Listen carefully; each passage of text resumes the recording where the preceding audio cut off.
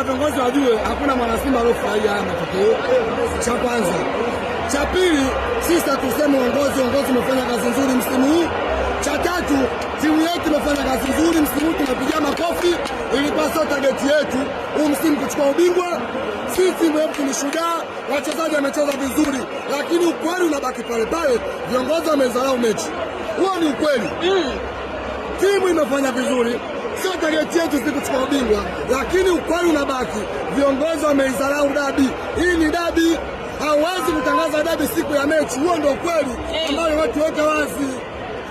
Na pengine mara ilikuwa ni yapi kama hamkuwa na malengo ya watani zenu wa jadi? Hiyo nayo imekaja kwa upande wenu? Narudia, waandishi, narudia muelewe. Narudia, naipongeza klabu yangu, imefanya vizuri msimu huu. Uongozi unafanya vizuri na umefanya vizuri. Uongozi hamtaza mangungu, lakini kwenye kosa lazima tuongee. Kosa alilofanya uongozi kukubali kuja kucheza dabi bila maandalizi. Naongelea maandalizi kwa nini? Ilitakiwa hii mechi tuthibitishiwe mashabiki kwamba game ipo. Wewe unaona hicho ndio kimeangusha siku ya leo? Sikilize, dabi watu wanajiandaa ndani na nje ya uwanja. Yanga jana alikuja ajaje hapa?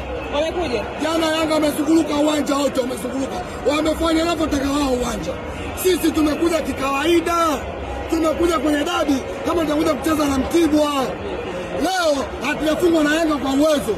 Tumefungwa na Yanga kwa maandalizi. Yaani Simba tumeshindwa kujiandaa. Uongozi wa Simba tulaumu, ila tunauambia ukweli, ujitathmini, na tunauamini uongozi wetu, uongozi bora. Kwenye kosa lazima tuambie, na timu yetu hatuna cha kuwadai, hatuna cha kuidai timu yetu. Mmefunga msimu bila kombe lolote, nini ambacho mnapiga makofi? Kukosa ubingwa sio sababu, tunapiga makofi. Simba shujaa. Sababu yenyewe kuwa na furaha na mmepoteza mchezo wa leo ni nini? Sababu yenyewe kuwa na furaha na mmepoteza mchezo ni nini? Kinachofanya muwe na furaha na mmepoteza mchezo wa dabi ni kitu gani? Tunakwambia tuna furaha. Tunakwambia kama tuna furaha. Hakuna mtu aliyofurahi kupoteza mbele ya Yanga. Hakuna mtu aliyofurahi. Hakuna mtu aliyofurahi. Hakuna mtu aliyofurahi kupoteza mara 5 mfululizo. Ila ukweli upo. Viongozi wana kitu cha kujifunza. Mashabiki, viongozi mna kitu cha kujifunza. Mashabiki wa Simba, Simba kinatuliza. Usilie basi, usilie. Mimi manalia, sikiliza. Uongozi narudia. Msituone sisi hapa tunawapinga.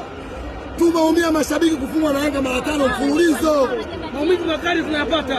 Sisi tumekuja kuumia, tumefungwa na Yanga mara 5 mfululizo.